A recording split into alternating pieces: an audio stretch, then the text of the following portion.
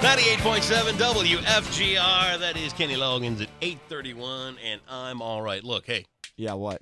Echo to Foxtrot. Sit up straight. I am. Sit fine. up straight. Act polite. That's right. We're once again whipping culture on the listeners. That's right. We've got because we need to. The conductor of the Grand Rapids Symphony is here. That's right. The show just got highbrow. That's right. Pinkies up from here on. There you go. David Lockington. Good morning. How are you? Good morning. Hope you behave yourselves. Well, we're going to do our.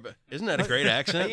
I can't quite play. Is it West? Are you from West Virginia? That's right. Very close. Yeah. Okay, West Virginia, East Virginia. I get the Virginias.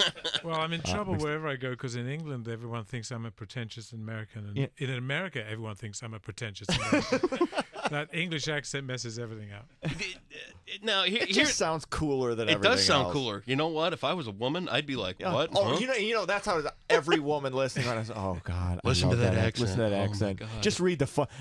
Andy, Dave, get off there. Just read the phone book. Oh man, that's what Dave's in here to talk about a little bit this morning. That the symphony doesn't always have to be a pretentious stuffed shirt type event. Well, it's amazing the different kinds of music we play, and at the Picnic Pops that we're doing this summer, you're going to hear a lot of variety.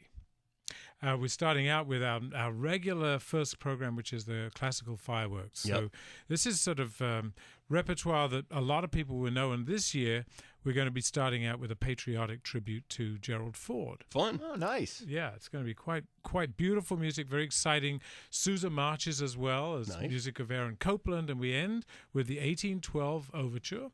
And after that, we have this 10-minute fireworks show. Let's talk a little bit about the setting for the Picnic at the Pops, too. It's out at Canonsburg Ski Lodge, which kind of gives you the opportunity to not have to think that you got to get all dressed up and you got to go out for a big fancy dinner ahead of time and all that kind of stuff. This is a really relaxing, easygoing setting to take a whole family to. That you don't have to worry about the kids. They can run around if they want to do a little bit out, that thing. It's a great first step to find out what music of the symphony is about. Oh, it's absolutely fantastic. The doors open at 5:30, and you can bring wine. You can bring the kids. There'll be face painting and petting zoo, and they can get to know instruments. They can run around, and it's really a lovely environment. There's music before from the stage as well as the big program. The kids actually get to get up close and personal with the instruments.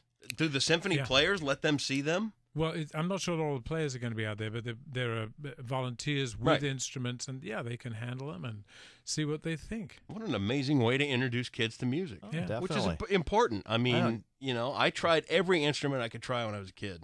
I tried guitar, piano, drums, saxophone, and you know what they told me? What? Stick with playing records. There you go. You seem to have that figured out. I said it before. I'm proud of the fact that I was a 22nd chair out of 25 trumpets in 6th grade. Good for you. So, I start from zero and get to about 0.5, and then you just quit.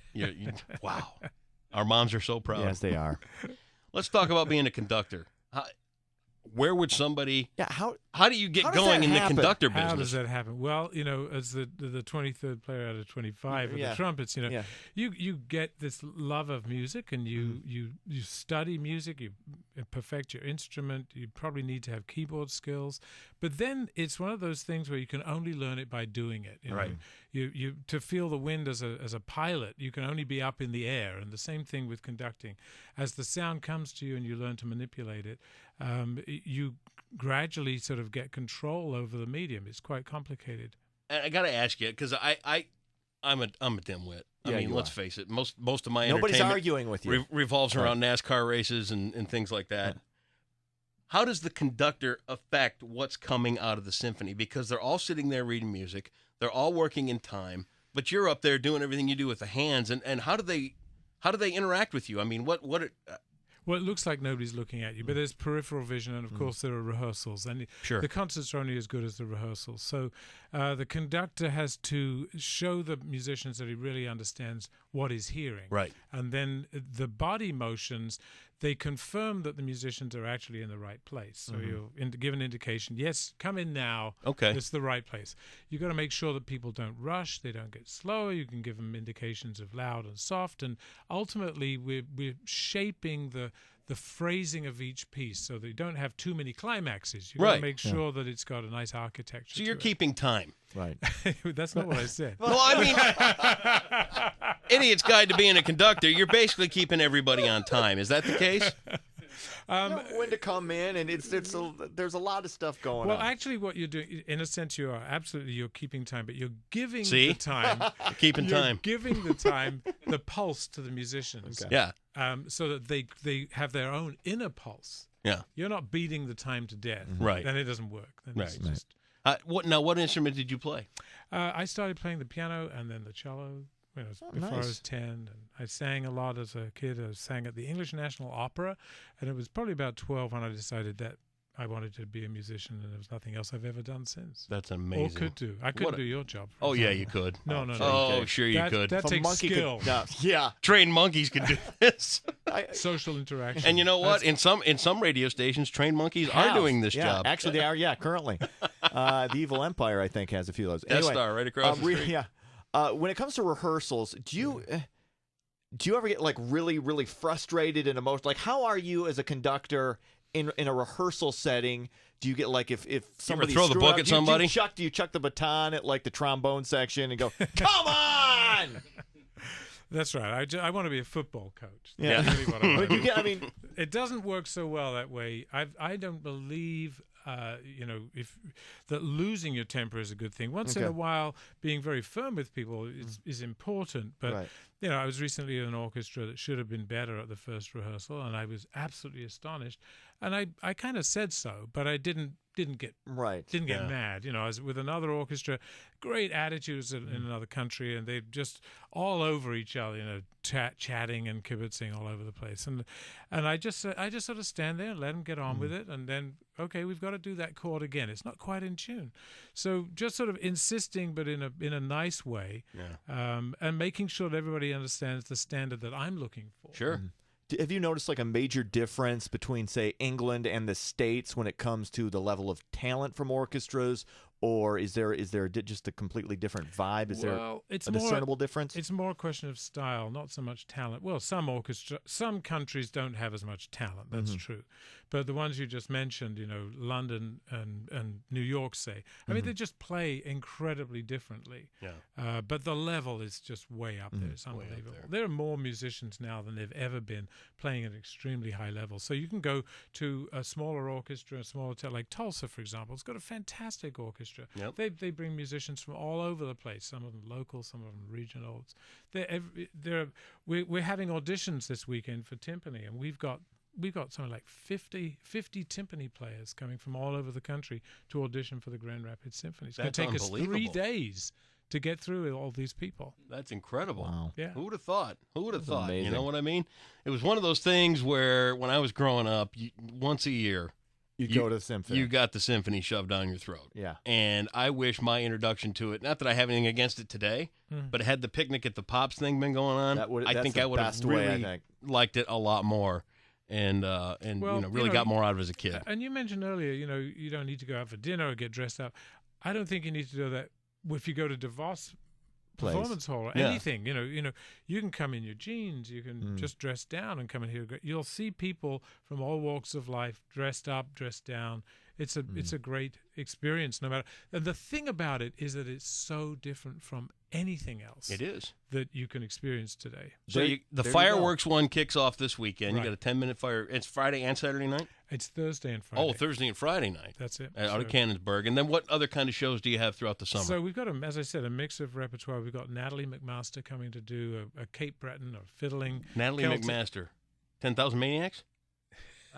No, it's Natalie Merchant. Oh, God. Oh, sorry.